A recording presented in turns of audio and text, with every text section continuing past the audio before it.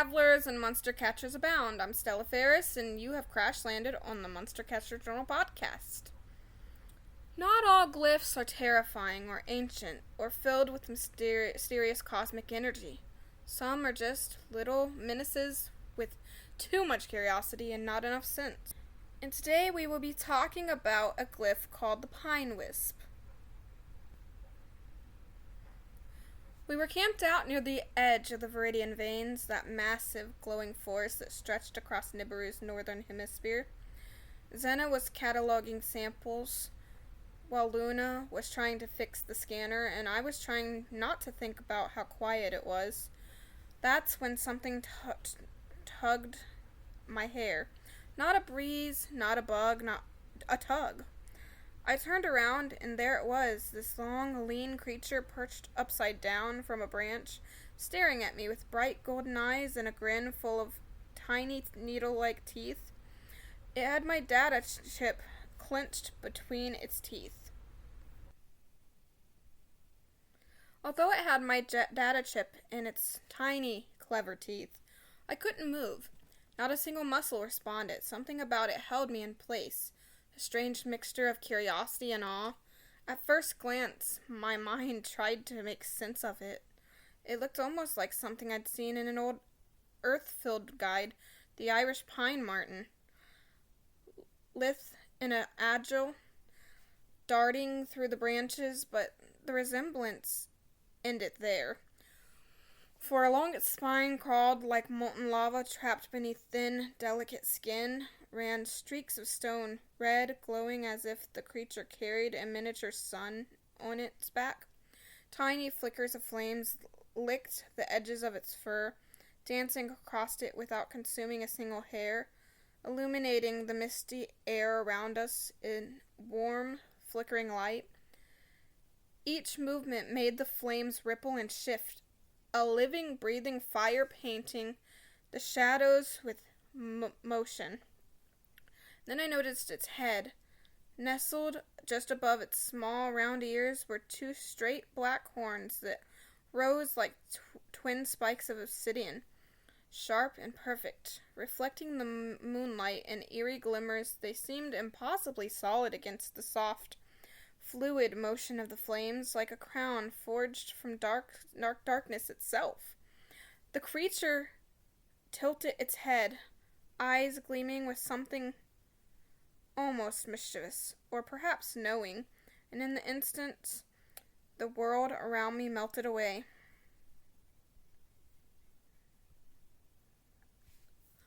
The air smelt faintly of pine and smoke, a heady mix that made my senses sharpen and tremble at once.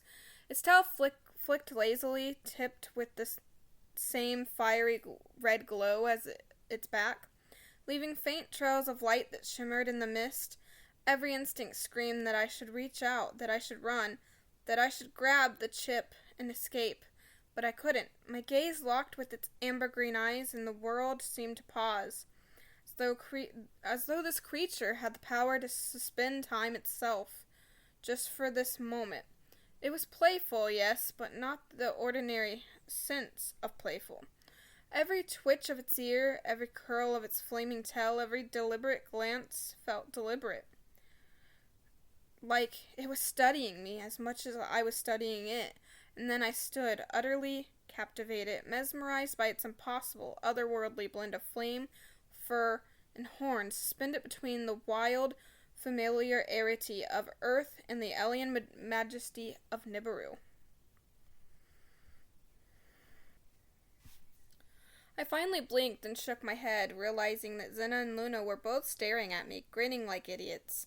Stell, you're just staring at it like it's a glowing soda can or something. Honestly, I think it likes you or it's laughing at you, Luna said after Zena. Before I could respond, the Pine Whisp leaped from the branch it had been perched on, flipping in midair like a streak of fire and landing with a soft pitter-pat on a crystal root. In one swift motion, it batted my data chip towards Luna with its glowing tail. The chip rolled between her boots. She crouched to pick it up. Hey, it's giving it back, Luna said. But the moment she touched it, the Pine Wisp let out a high-pitched trill, and a tiny flicker of flame raced across its spine like a playful streak of lightning. Before we could react, it snatched a small gadget from Zena's pack, a sensor we'd been calibrating, and dashed up a nearby tree, its twin horns catching the pale light of Nibiru's twin suns and 3 moons. "Oh no!" Zena cried. "Not again!"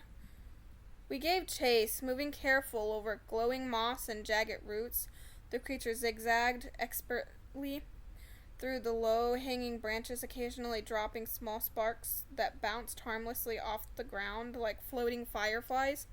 Luna tried to mimic its chirping calls, laughing as the Pine Wisp paused, cocked its head, and copied her exactly, a perfect echo of her voice. For a moment I forgot the data chip entirely, captivated by the way it moved. Its back shimmered in shades of red and orange, flames licking the stone red streaks with each twist of its agile body. The horns gleamed every time it paused to observe us, as if daring us to try to follow. Finally, after a few minutes of this playful chase, it landed on a flat branch above a small stream. With a flick of its tail, it gently dropped our stolen item at our feet, almost ceremoniously, before perching again, flicking its ears and letting out a soft trill. Its gaze met mine again, amber green and almost teasing, and I knew it was enjoying every bit of our attempt to keep up. "I swear, it's smarter than half of the glyphs we've ever caught," Luna said. "And way cuter," Zena added to the conversation. I reached out cautiously, but it bound it sideways, its fiery streaks rippling across its back and disappearing into the misty forest, leaving only faint glowing footprints behind. For a heartbeat, the world was still. The only sound the soft bubbling of the stream and the echo of its laughter lingering in the trees. I finally picked up my data chip, tucking it safely into my back, and whispered almost to myself, "You've got to be the most mischievous little creature on Nibiru, and I don't even mind." "All right, we follow quietly and carefully," Zena said. "Quietly? Lou, have you seen it? That thing's a walking inferno with horns. It's probably laughing at us already." I swallowed, gripping my pack tighter. "It's playful, not dangerous, I think." The forest around us seemed alive in a way even the Emberwood usually wasn't. Bioluminescent moss shimmering beneath our feet, tiny spores drifting through the humid air, and the faint crackle of fire on stone. Red fur echoed in the mist somewhere above. The Pine Wisp was moving, leaving tiny streaks of glowing light as if navigating the twisted branches like it owned the place. We climbed over fallen logs, careful not to disturb the glowing fungi that covered it. Then, out of nowhere, a faint trill reached us, identical to Luna's voice from earlier. The Pine Wisp was mimicking her again. Luna giggled nervously, and I caught Zena rolling her eyes. Then, before we could react, sparks flickered across a nearby tree trunk, and Pine Wisp launched himself into the air, flipping into a perfect arc before landing on a branch a few meters ahead. Its horns glinted in the light of Nibiru's 3 moons and 2 suns, and the flames along its back pulsed like a heartbeat. The redstone-like streaks seemed to glow brighter, almost as if it was excited to be chased. I think it wants us to follow it," Luna said. Or it wants to lead us into trouble. Either way, we're doing it," Zena said. We followed carefully to keep our movements slow. The wisp darted ahead, leaving faint glowing paw prints in the soft moss. Each time we thought we'd caught up, it would vanish into a tangle of roots or leap onto a higher branch, tail glowing, horns catching the light. I noticed then that the sparks on its back were more than just fire, tiny fragments of heated stone embedded in its fur, giving it a molten living texture. It paused briefly on a broad branch, looking down at us with those ember green eyes, as if daring us to try and climb after it. I felt my chest tighten with awe and a little nervousness. Nibiru was full of wonders, but few had ever made me feel this small and this alive at the same time. Then, with a playful trill and a flick of its tail, it disappeared completely into the mist of the deeper forest. A faint green glow lingered for a heartbeat before vanishing. We stood there, listening to the echo of its laughter, mingling with the distant crackle of flame.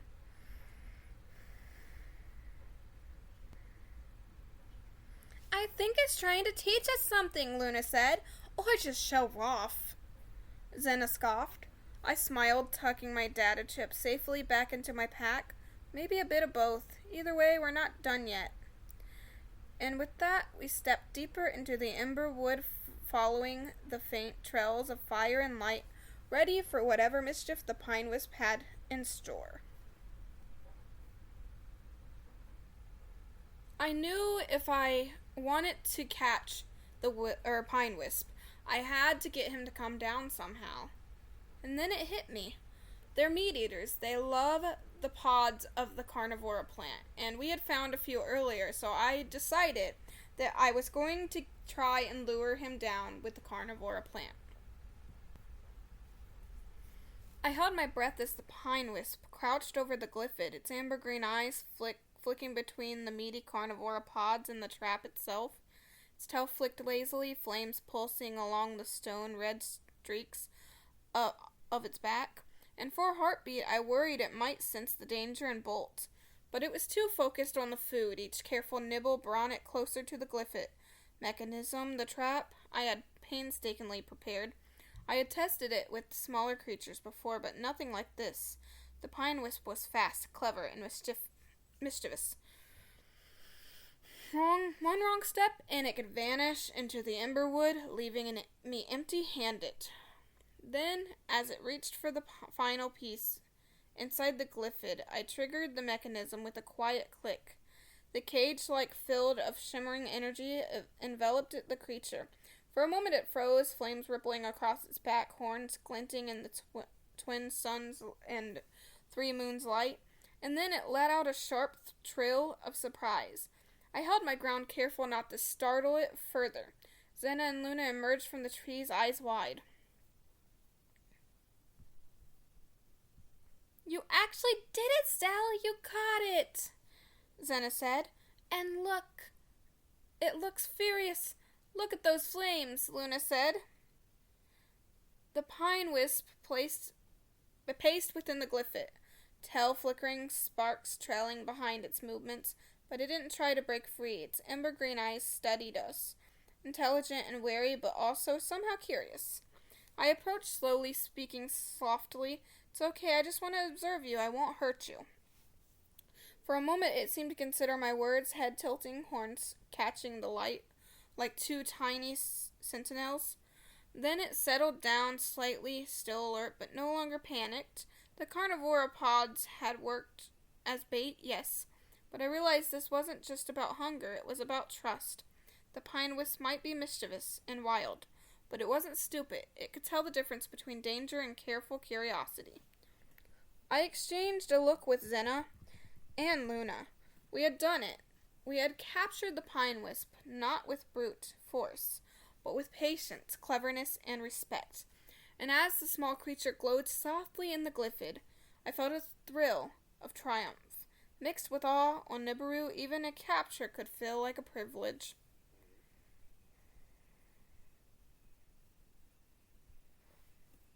When I finished recording the Pine Wisp's capture data, I made my way up the steep stone path toward Orion's study. The air was still thick with the scent of resin and ember from the Emberwood grove. The small Glyph in my arms shimmered faintly, its tail flicked sparks that died before they could touch the ground. I mean, the Glyph inside the Glyph, its tail, you know. Inside the warm, lit cabin, Orion sat at his desk, surrounded by glowing data screens.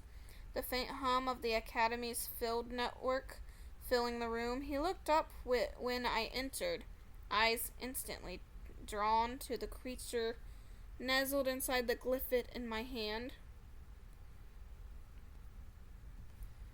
"Well," he said, folding his hands, "that's not something you see wandering near the academy every day." I nodded, still watching the Pine Wisp. It had finally stopped moving and was staring at Orion unblinkingly. "He had my data chip," I began. "I thought he was just another Emberwood spirit, but he mesmerized me. He looks like an earth pine marten, but with stone red fur climbing up his back, glowing like embers, and those horns, they shimmer with his when he's curious." Orion leaned forward slightly, described the temperament. "Playful, mischievous," I said, smiling faintly. "He likes to steal shiny things and meaty carnivora pods. But he isn't hostile. More like he's testing us, seeing how far he can go before we can catch on." "Interesting." Orion tapped a note into his terminal. "That matches no current registry record. You may have encountered a new variant. Perhaps even a proto-glyph species, native to Nibiru's Emberwood regions." He paused and gave a slight nod. "Very well, Stelliferous. Submit your findings to the Luon archive, then take him home. Observe his behavior over the next few cycles. Diet, environment preference, glyph response patterns. Report again at week's end." "Yes, sir," I said. As I turned to leave, the Pine Wisp lifted its head and gave a soft chirp. Eyes glinting gold like burning sap. Orion smiled faintly. "He's already chosen you, I think." Outside, the forest wind brushed through the high branches, carrying with it the scent of pine smoke and wild nectar. Zena and Luna were waiting near the trail. Luna reached out, letting the creature sniff her hand through the glyph. "He's kind of cute for a fire beast," she said softly. "He's more than that," I murmured, holding the glyph close. "He's clever. He knew I was trying to catch him and walked right into it anyway. I think he wanted to come with us."